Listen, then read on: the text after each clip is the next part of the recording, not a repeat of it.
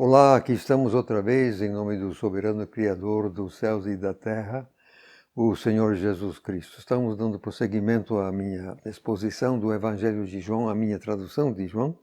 Chegamos agora ao capítulo 20, que trata exatamente da ressurreição do nosso Senhor Jesus Cristo. E como Paulo escreveu na 1 Coríntios, capítulo 15, verso 14, sem a ressurreição de Jesus, a nossa fé é vã. Por quê? Porque se ele não ressuscitou, nós também não vamos ressuscitar. Não. Eu vou ler aqui uma harmonização que eu fiz dos 4 relatos, que será bem mais resumido. Não vou entrar em cada detalhe que os outros 3 evangelhos oferecem, mas a dificuldade e a razão pela qual eu faço questão de fazer isto aqui é porque os que se opõem a uma Bíblia com autoridade objetiva vivem afirmando que existem discrepâncias insuperáveis entre os relatos dos 4 evangelhos a respeito da ressurreição. O meu propósito aqui é demonstrar que não existe discrepância alguma. Então, eu vou dar aqui a sequência presumida dos acontecimentos. Como parte necessária do pano de fundo, no sábado, os guardas selaram a pedra e se puseram a vigiar. Isso está em Mateus 27. Agora, primeira coisa, Jesus ressuscitou dentre os mortos. Nenhum dos evangelhos menciona o momento da ressurreição, provavelmente porque essa informação nunca foi revelada. O fato é tido como dado. Em Colossenses 1 e 18, Apocalipse 1 e 5, você tem o primogênito dentre os mortos. Quer dizer, ele foi o primeiro a sair daquele monstrengo ventre, que era a morte. Depois, a 1 Coríntios 15, verso 20, verso 23, Jesus é as primícias. Então, o fato é dado. Segunda coisa, cedo de manhã, domingo, as mulheres se dirigiram ao túmulo. A Madalena, João 20. Madalena e Maria, Mateus 28. Madalena, Maria e Salomé, Marcos 16. Madalena, Maria, Joana e outras, Lucas 23. Os relatos dizem que foi muito cedo, começando a amanhecer, ainda escuro, mas até chegarem ao túmulo o sol já tinha aparecido. Não há discrepância. Aquele jardim fica no lado oeste de uma montanha e, portanto, o túmulo estaria em sombra, além da sombra das árvores. Elas saíram de casa quando ainda era meio escuro, mas ao chegarem já era dia no vale, lá atrás. A área do túmulo ainda estaria um pouco escura. 3. A caminho, elas diziam entre si: quem vos removerá a pedra do sepulcro? Porque a pedra era muito grande, Marcos 16. 4. Antes que elas chegassem, um anjo removeu a pedra, acompanhado de terremoto, etc. Os guardas feitos mortos. Isso em Mateus 28. A remoção da pedra não foi para deixar Jesus sair. Foi para deixar testemunhas entrar. Se dispuséssemos apenas do relato de Mateus, poderíamos pensar que as mulheres viram um anjo com brilho fora do sepulcro. Mas uma comparação com os outros relatos nos leva a outra conclusão. Mas então, como sabemos desses detalhes? Ora, Mateus 28:11 diz que alguns da guarda foram aos sacerdotes e aceitaram dinheiro, aliás, bastante, para espalhar relato falso. Mas e os outros guardas? Eu não duvido que alguns deles se converteram genuinamente e eles deram testemunha ocular à comunidade cristã. 5. Elas chegaram, viram que a pedra tinha sido removida, mas o anjo não estava mais do lado de fora, visível. Isso tanto em Marcos, Lucas, João. Se o anjo ainda tivesse sido visível, e principalmente com brilho lá fora, Madalena não teria saído correndo, pois não teria pensado que o corpo havia sido roubado. A hipótese que ela tenha vindo uma vez sozinha, que você pode ouvir cair lá antes das outras, é muito pouco provável. Como mostro no item que segue. 6.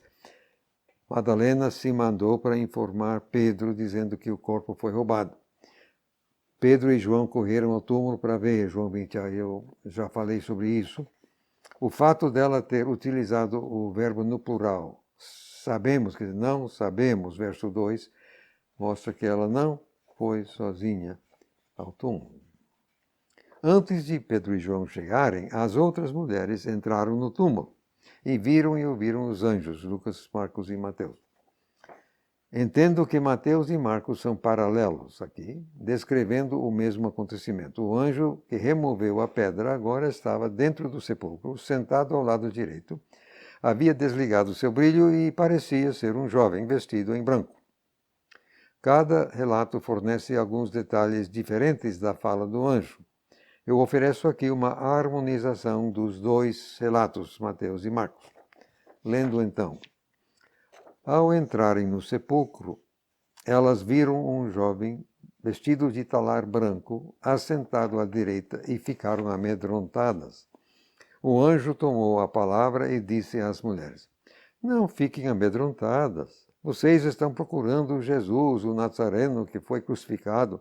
Ele não está aqui, porque já ressuscitou, assim como tinha dito. Venham, vejam o lugar onde o colocaram. Agora, vão depressa e digam aos discípulos dele, inclusive Pedro, ele ressuscitou dentre os mortos, e atenção, ele está indo adiante de vocês para a Galileia, lá vocês o verão, como ele vos disse. Pronto, eu já vos avisei. Até aí a fala do anjo. Uma observação particular minha quase dá a impressão de que o anjo ficou aliviado ao terminar o que tinha de fazer. Pronto, já avisei. Porém, as mulheres não estavam satisfeitas. Estava sendo difícil a elas assimilar a falta do corpo. Elas vieram, afinal, carregando especiarias para cuidar desse corpo. Foi em vão todo o seu esforço? Elas não sabiam quem seria esse tal jovem. Estava tudo estranho demais. Lembrar que os soldados estavam esticados lá fora. Eu entendo que Lucas fornece uma segunda rodada. Eu não vou ler aqui, você pode ler depois. Aí o anjo chamou um colega e ambos ligaram o brilho, produzindo efeito de choque. Aí, então, citaram as palavras do próprio Jesus, que elas lembraram, e com isso se deram por satisfeitas e foram embora. 8. Elas saíram do túmulo com medo, correndo, não disseram nada aos guardas ou a quem mais encontrassem. Marcos 16, Mateus 28. 9. Provavelmente logo após a saída das mulheres e antes da chegada de Pedro e João, os guardas se mandaram. Mateus 28. Pedro e João chegaram e voltaram. João 20, já tratei disso. Verso 8 diz que ele viu e creu, tal, etc. Já expliquei por que ele creu, o que ele creu. Se alguém tivesse roubado o corpo, então não teria nada disso. 11. Madalena voltou ao sepulcro, mas chegou lá após a saída de todos. É por isso que imaginou que Jesus fosse o jardineiro. Não tinha mais ninguém. Jesus apareceu a ela primeiro. Isso é claramente declarado em Marcos 16, verso 9 e João 20, versos 11 e tal. Quando os discípulos Pedro e João saíram correndo de casa, naturalmente Madalena os seguiu de volta ao túmulo, mas ela já estava sem fôlego, não podendo acompanhar o pique. Pensando bem, naquela cultura, a mulher teria poucas ocasiões para correr e, portanto, estaria bem cansada. Mas nem por isso ele iria ficar de fora, de lado. Então, talvez tenha chegado quando eles estavam saindo, ou então teria, quem sabe, até encontrado já no caminho. No verso 12, João diz que ela viu os anjos, já comentei isso. Os anjos estavam em branco, mas provavelmente sem brilho, isso quando a Madalena primeiro entrou. Ou isso teria sacudido ela, quebrando o desespero. Ela estava tão controlada pelo desespero que nem o casulo vazio nem fez ela parar e refletir. Estava simplesmente no fundo do poço. Verso 12, o ponto 12, então Jesus apareceu às outras mulheres e elas seguiram para informar os discípulos. Mateus 28 e Lucas 24. Atenção. Seria razoável perguntar como disporia Madalena de tempo suficiente para ir e voltar e Jesus aparecer a ela primeiro e ainda ter tempo para aparecer às outras mulheres antes que chegassem aos discípulos. Ainda mais porque Mateus 28, verso 8 diz que elas saíram depressa e correndo. Ofereço as considerações que seguem para aliviar a dificuldade percebida. 1. A Jerusalém daquele tempo era pequena e as distâncias curtas. João 19, verso 42, diz que ficava perto. Provavelmente não passava de 1 quilômetro entre o túmulo e a casa de Pedro, bem como também as casas onde os outros estavam. Tudo perto. As mulheres provavelmente demoraram para entrar no sepulcro. Atenção. As mulheres provavelmente demoraram para entrar no sepulcro. Os guardas parecendo mortos. Escuro, assustadiço, é cemitério. Tudo estranho. E Madalena, a impulsiva, não estava mais. E elas estariam desconfiadas. Quer dizer, provavelmente ficaram ali algum tempo antes de criar coragem para, de fato, adentrar o túmulo. A Madalena, bem que poderia estar já quase chegando na casa de Pedro, quando finalmente as mulheres criam a coragem de entrar.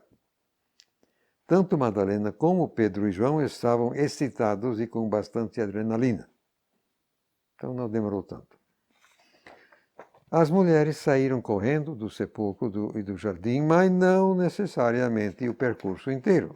Uma vez fora do jardim e do cemitério, e em terreno, digamos, mais seguro, provavelmente diminuíram a marcha ou até mesmo pararam para se recompor e discutir o ocorrido. Aliás, Maria, mãe de Tiago, não é mais mulher nova. E ninguém tinha costume de correr para nem se comentar o tipo de roupa que as mulheres usavam. Somando tudo, eu não vejo motivo para duvidar do texto. Tudo ocorreu exatamente como o texto diz. 13. Madalena foi e informou os discípulos, Marcos e João. Mais tarde, 14, no mesmo dia, Jesus apareceu a Pedro, ver Lucas 24 e 34.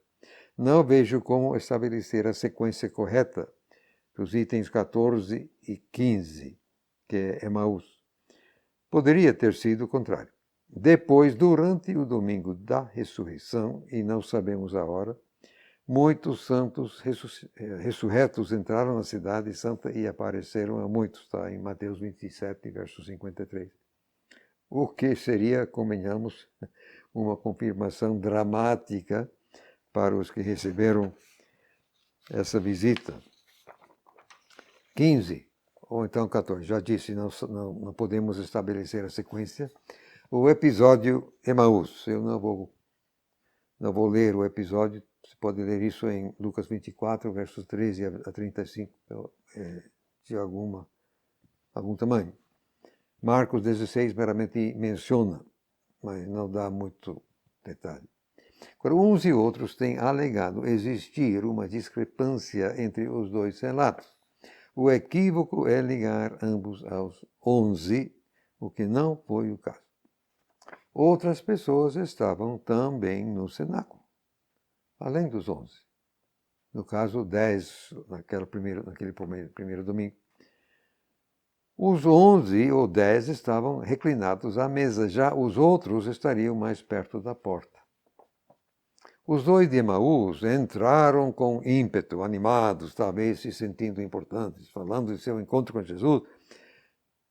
São os outros talvez querendo, sabe-se lá, tirar um pouco de vento de sua vela, disse, pois não, já sabemos, ele apareceu a Simão. A natureza humana não mudou e eles ainda não tinham o Espírito Santo.